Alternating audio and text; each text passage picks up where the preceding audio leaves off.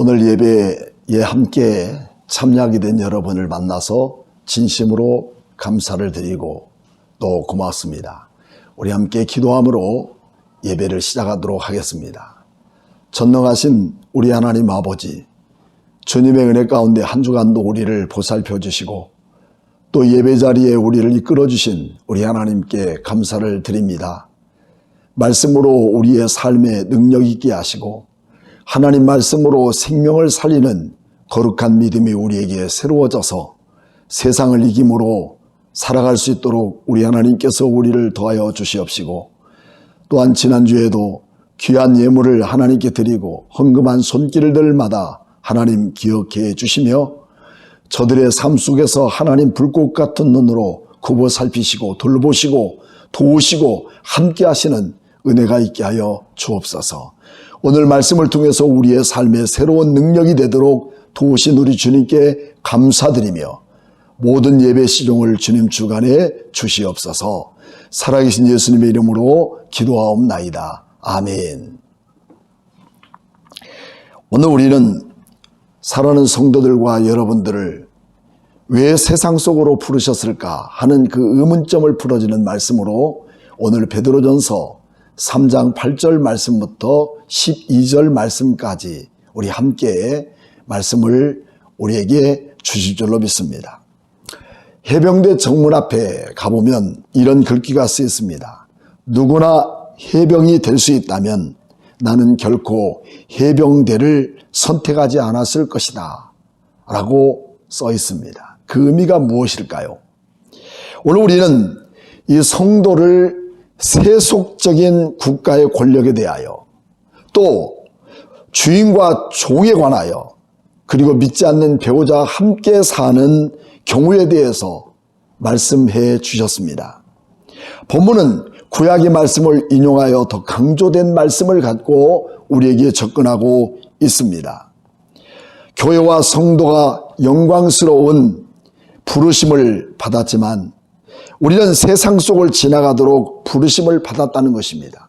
세상 속을 지나가는 우리가 부름받은 그곳에서 우리가 꼭 만나야 될 그 한 가지는 악이라는 것입니다.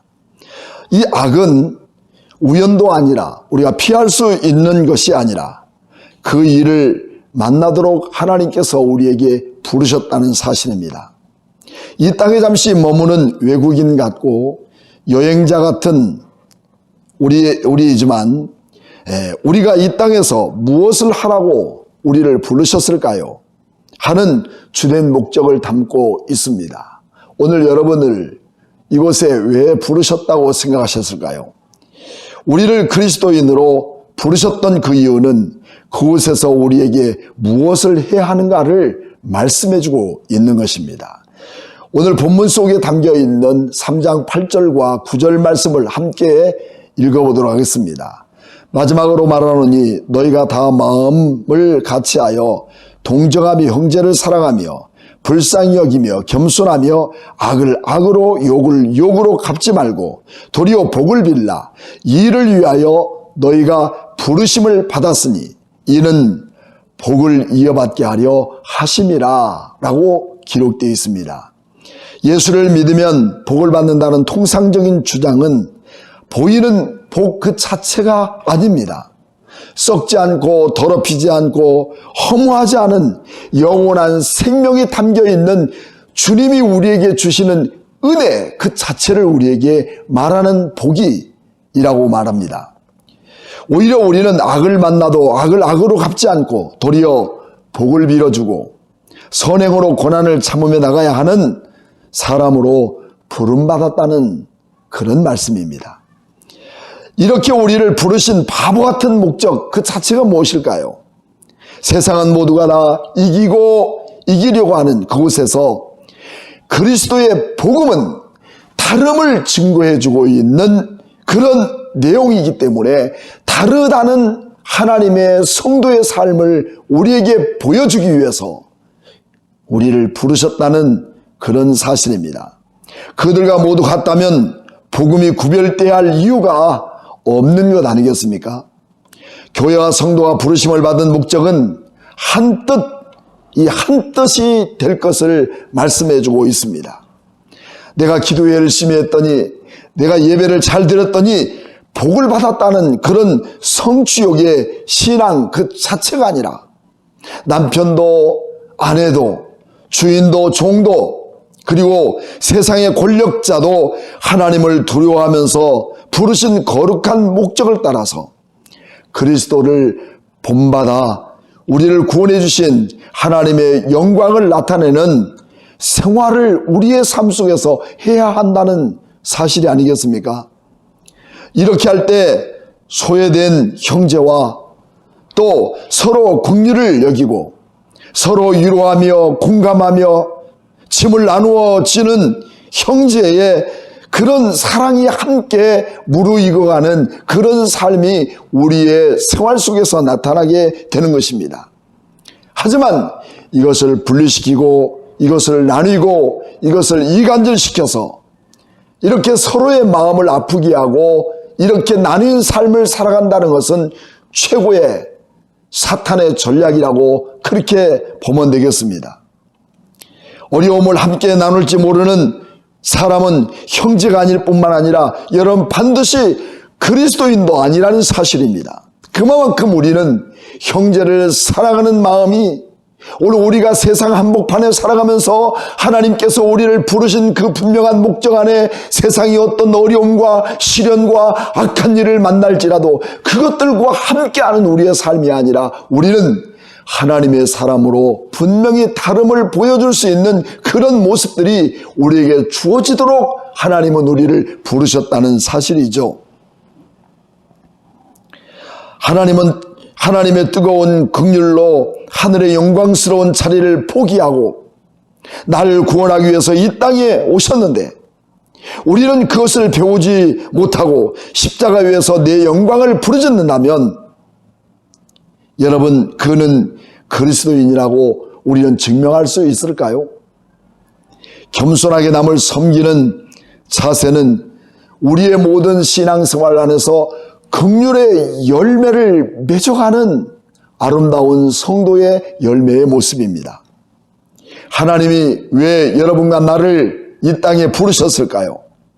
부르신 목적이 세상에서 복받는 것으로만 신앙생활의 목적이 될 때 세상은 가장 어둡고 캄캄한 세상을 만날 것입니다. 자기만의 이기적인 조건을 주장하고 자기 배만 부르면 되는 자기 만족주의가 되기 때문에 세상은 교회를 버려버린 것 아니겠습니까? 세상은 성도를 버려버린 것입니다. 내가 아무리 예수를 잘 믿고 믿음으로 산다 하더라도 세상 사람들은 우리를 버린 것이에요.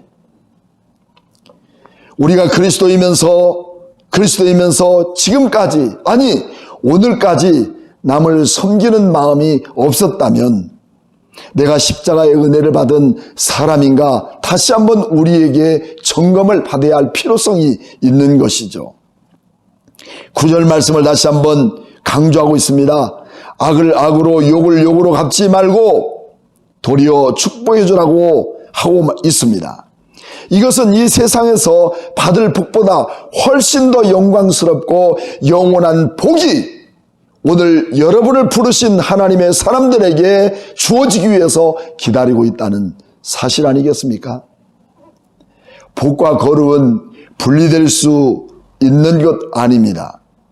많은 사람들이 강조하고 있는 그 가르침이 거짓되고 허망한 이유는 그 복이 덕과 분리된 채 주어질 수 있는 그런 환상이 심겨주고 있기 때문입니다.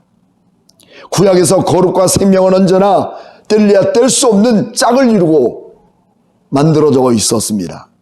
거룩함이 없는 풍요는 탐욕이요 곧 우상숭배였습니다. 그리스도인으로 구별 없이 복을 구하는 것은 탐욕이요 우상이라는 그런 말씀입니다.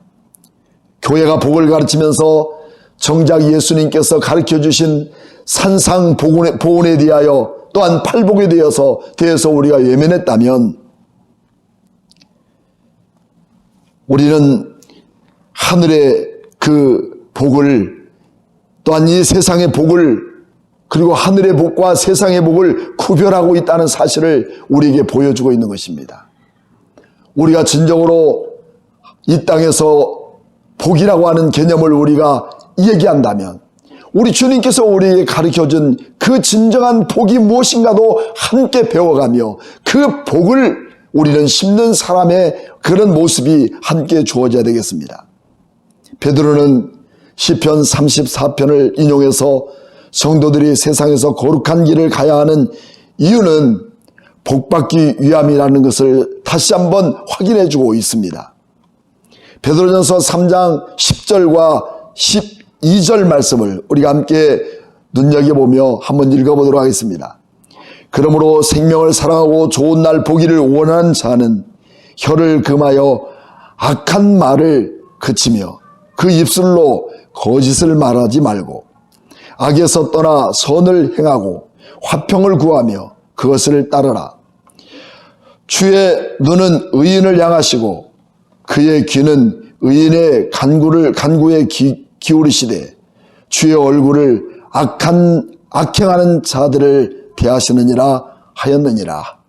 많은 사람들이 그리스도인은 말쟁이라고, 말만 잘한다고 말하는 예수쟁이라고 그렇게 소개들 합니다.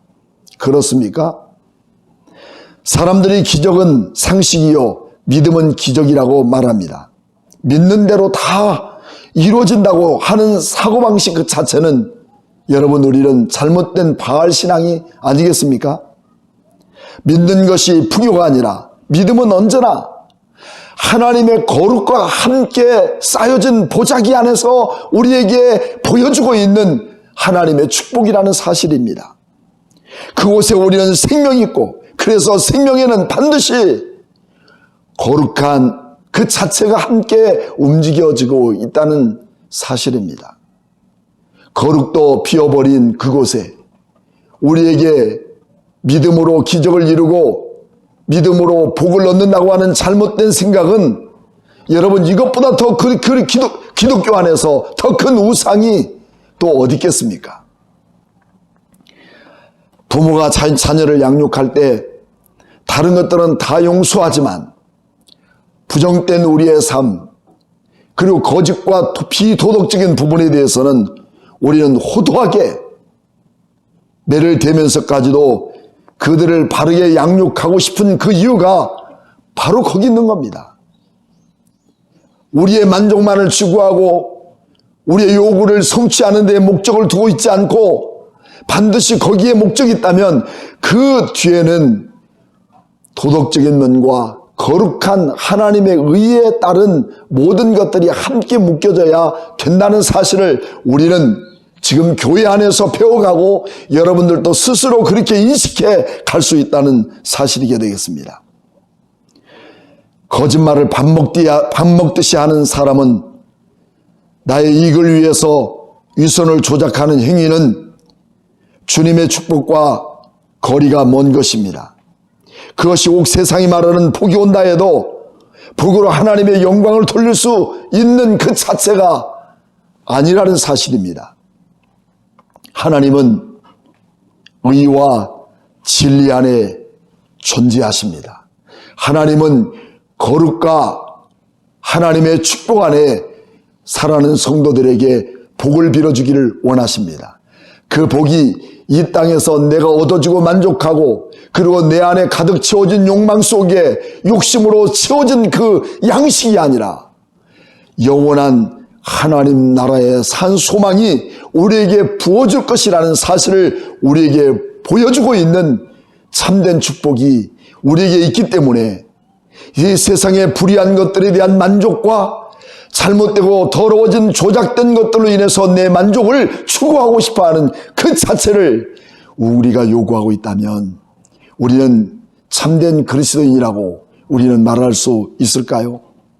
오늘 본문의 말씀 11절에도 악을 꼬집고 있습니다.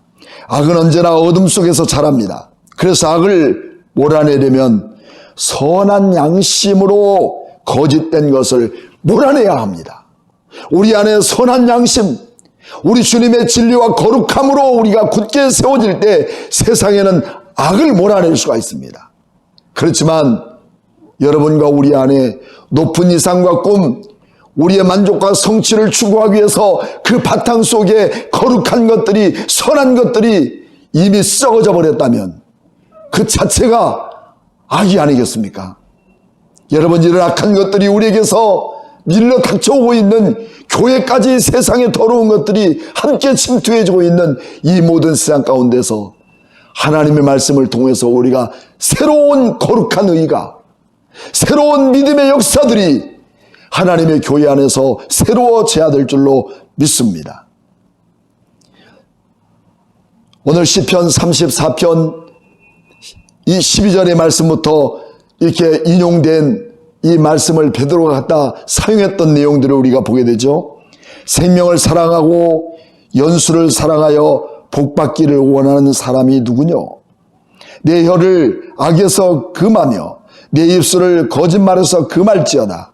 악을 버리고 선을 행하며 희망을 찾아 따를지어다. 여호와의 눈은 의인을 향하시고 그의 귀는 그들의 부르짖음에 귀를 기울이셨도다. 여호와의 얼굴은 악을 행하는 자를 향하사 그들의 자취를 땅에서 끊으려 하시는도다. 이 시는 다윗이 아비멜렉에서 앞에서 미친 척하다가 쫓겨나면서 지은 시입니다. 다윗은 이렇게 쫓기는 상황 속에서도 적극적으로 악한 것들을 받아들이지 않고 악의 편에 서 있지 않고 선을 행하고 악으로 갚지 않는 태도를 말해주고 있는 내용을 오늘 시편 34편에 소개하고 있는 것이죠. 왜 이렇게 해야 했습니까? 베드로전서 3장 12절 말씀을 우리가 다시 한번 눈으로 확인해 보도록 하겠습니다.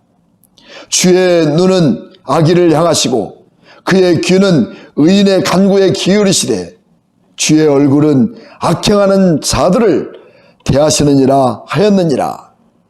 하나님의 공의로운 심판이 반드시 우리는 있기 때문에 이렇게 우리는 하나님 앞에서 우리의 삶의 거룩함을 바로 인지하고 살아가야 된다는 거죠.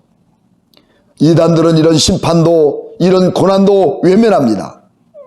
아니요, 반드시 이 땅에는 불의한 것들에 대한 하나님의 심판이 있다는 사실을 우리는 기억해야 합니다. 여러분, 예수 믿고 구원받는 것도 복음이지만 하나님의 심판이 있다는 사실 그 자체도 또한 복음입니다. 부당한 고난 속에 있을 때 하나님은 반드시 심판으로 갚아주십니다. 우리는 악인과 의인의 차이가 무엇이냐고 묻는다면 하나님은 의인들의 행위들을 주목하신다는 것입니다. 그 이유는 억울한 의인들의 기도를 들어주시기를 원하십니다. 오늘 여러분들도 부당합니까? 억울합니까? 그래서 내 마음이 상합니까? 내 안에 한이 들어있습니까? 여러분, 우리 주님은 아십니다. 우리의 삶을 보셨습니다. 우리 하나님이 내 모든 그 간구함을 들으셨다는 사실은 우리 하나님이 반드시 그 모든 것에 대하여, 악한 것에 대하여, 억울함에 대하여, 우리 한에 대하여 우리 주님은 반드시 심판하시고 갚아주신다는 사실을 우리에게 말씀해주고 있습니다. 시편 34편 16절 말씀을 우리가 한번 들어보겠습니다. 여호와의 얼굴은 악을 행하는 자를 향하사 그들의 자취를 땅에서 끊으려 하시는도다. 공의의 심판이 항상 그들을 기다리고 있다는 사실 아니겠습니까?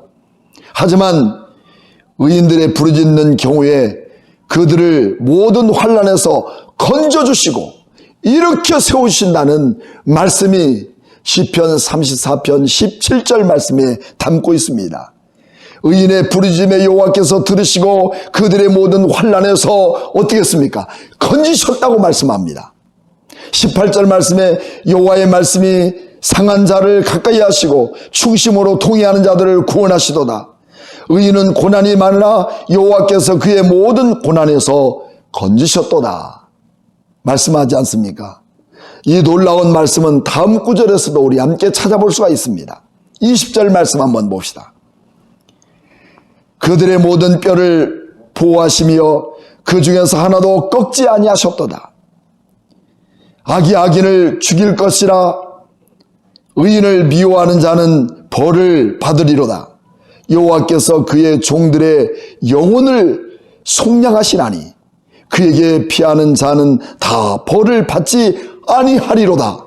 예수님이 십자가에 달리실 때 다른 죄인들은 다리를 꺾어버렸지만 예수님은 다리를 꺾지 않았습니다.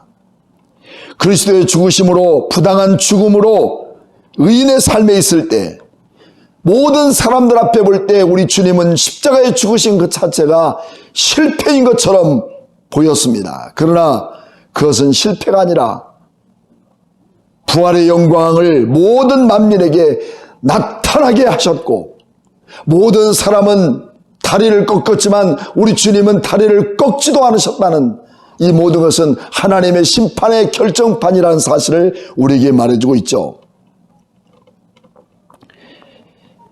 교회와 성도가 부당한 고난을 받고도 그것이 억울하거나 한 맺힌 인생으로 살지 않을 수 있는 충분한 이유는 우리 하나님이 반드시 승리하게 하시는 우리 하나님이라는 사실을 여러분 우리는 믿습니다.